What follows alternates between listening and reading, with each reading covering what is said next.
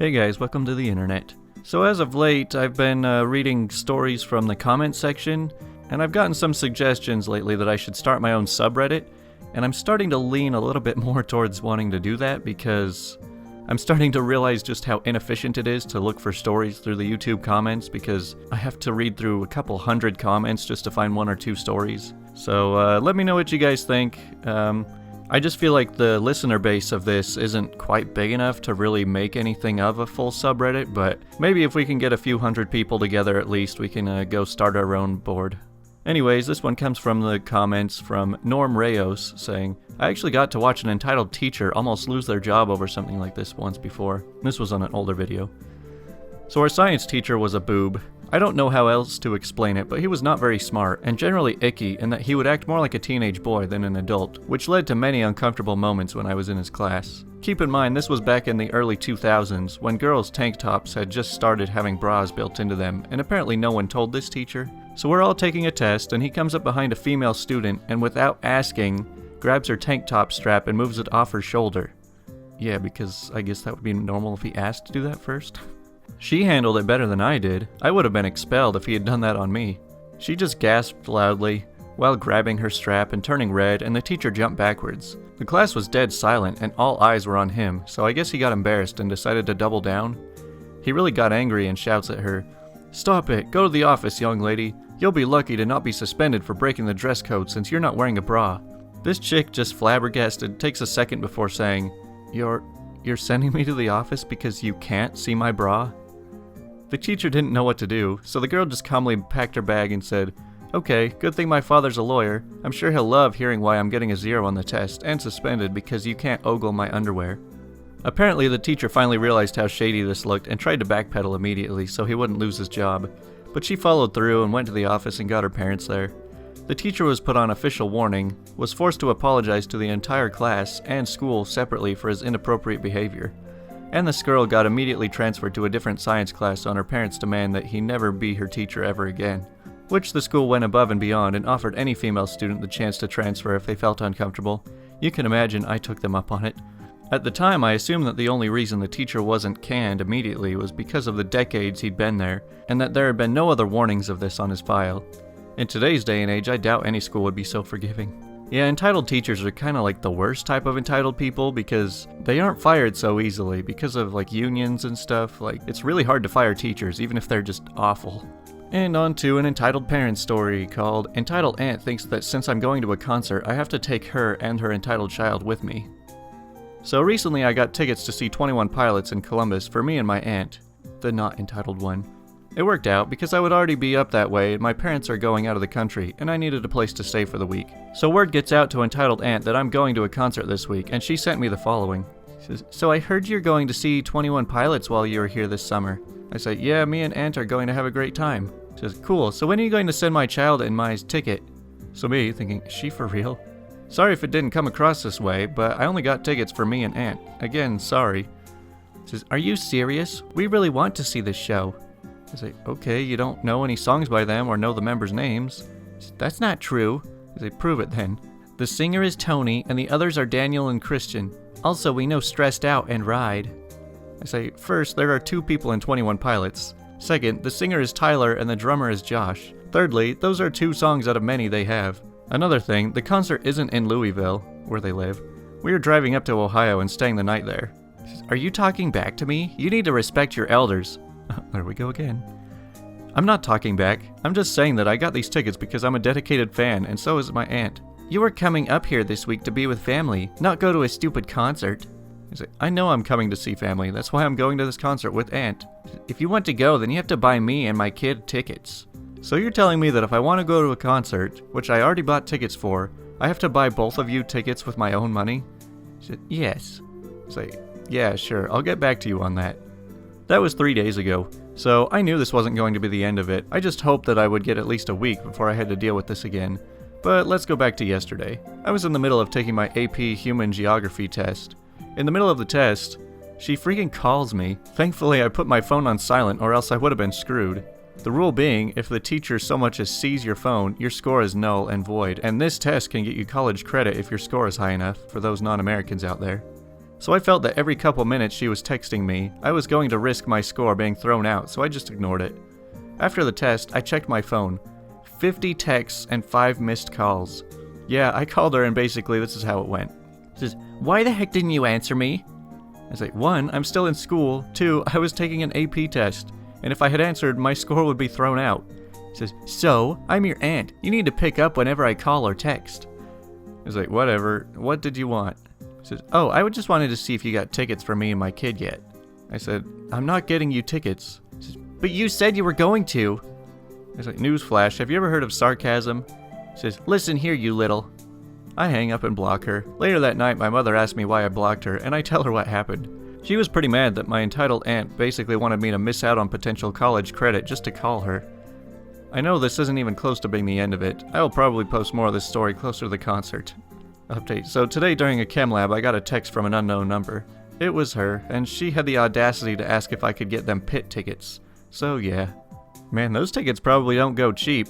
I mean, I usually go to smaller shows where I only spend like $20 to $40 for tickets, but for big names like 21 Pilots, you're spending probably a couple hundred for tickets. You know, if this entitled aunt put just as much effort into getting a job or being useful, she might actually make enough money to buy tickets instead of spending that time bugging the storyteller. Okay, time for I Don't Work Here Lady called The Time I Accidentally Sold a Corvette. So, some pretext. This was back in 2015. My parents had taken the car they normally had me drive, a 1998 Buick Century, to a dealership in our area, who called us to inform us the engine had a leak, so they took the engine apart, and were calling to ask how we'd like to pay them to put it back together.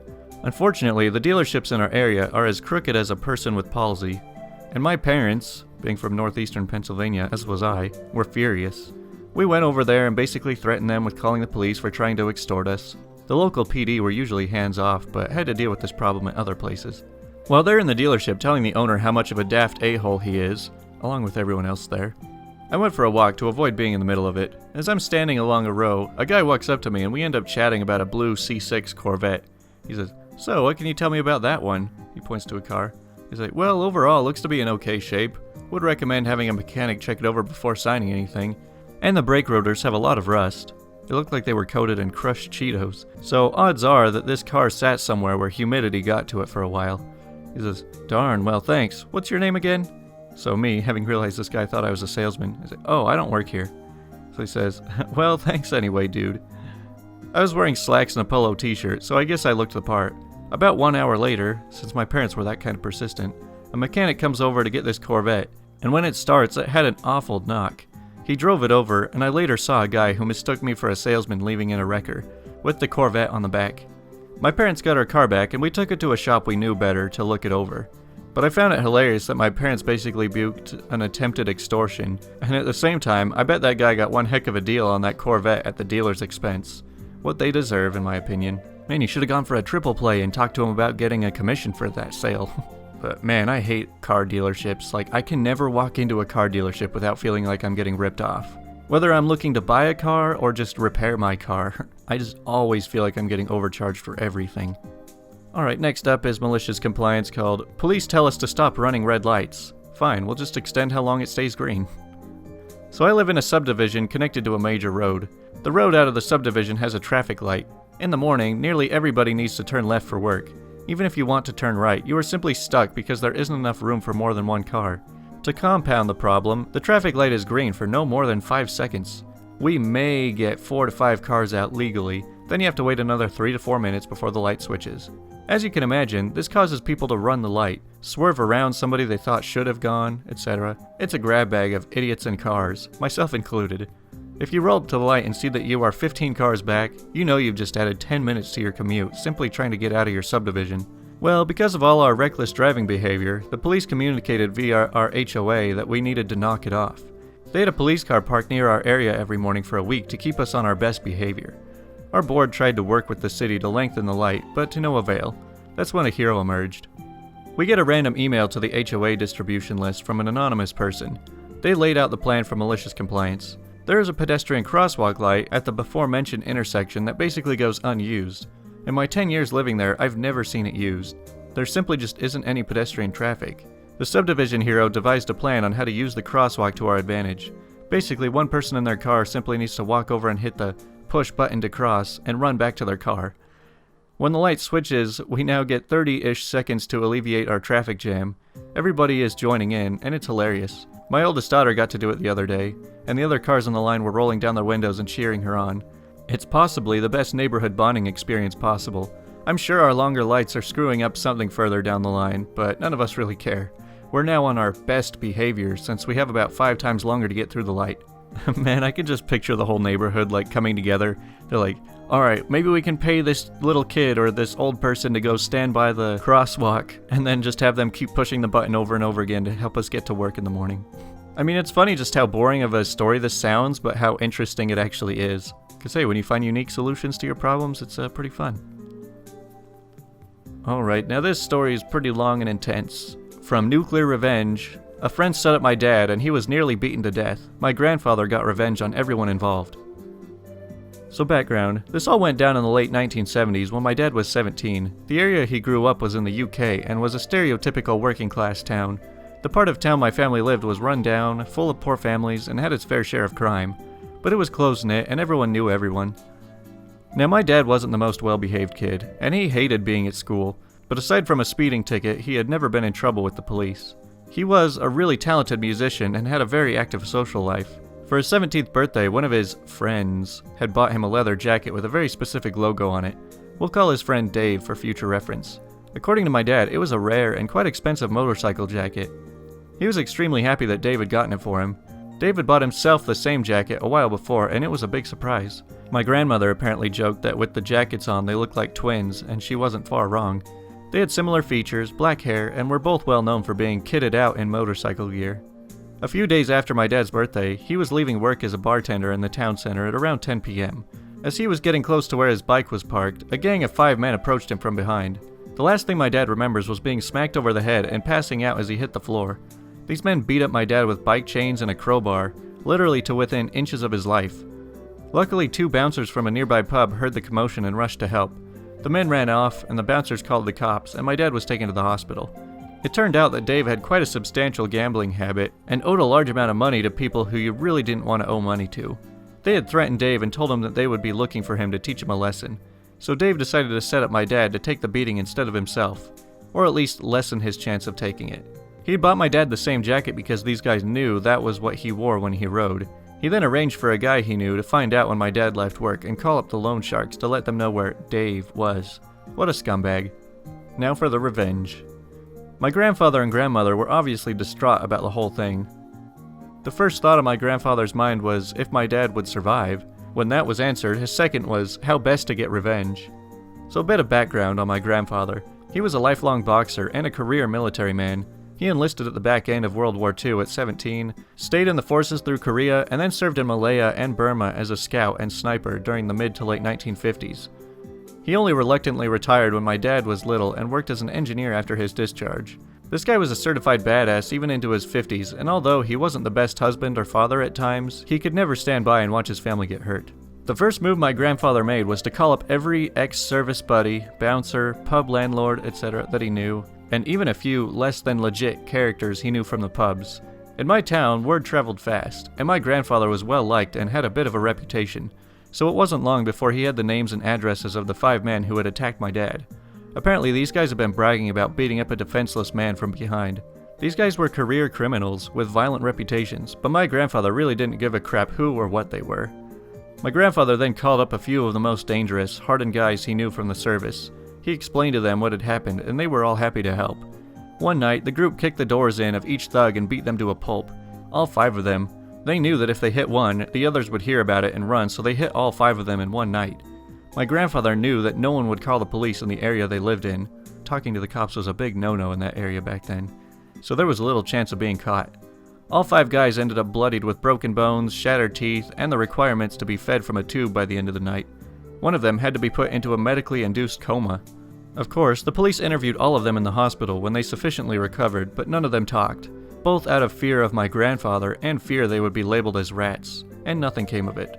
But my grandfather wasn't done there. My grandfather used his connections in the clubs and bars and started spreading rumors about why they had been beaten up.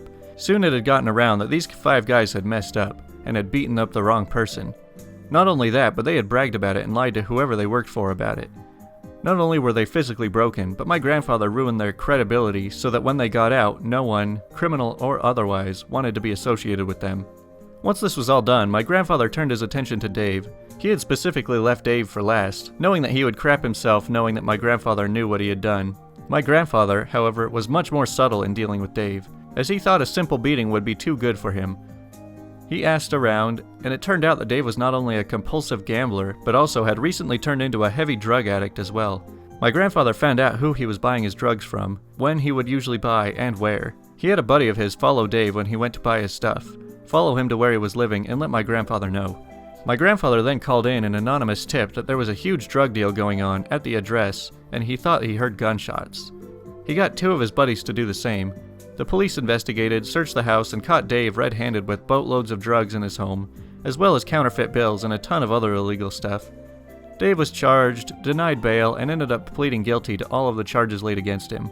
My dad could never remember his exact sentence, but it was definitely heavy, at least 15 years. To add to that, Dave owed a lot of money to a lot of people, and let's just say his time in prison was made much worse by this fact.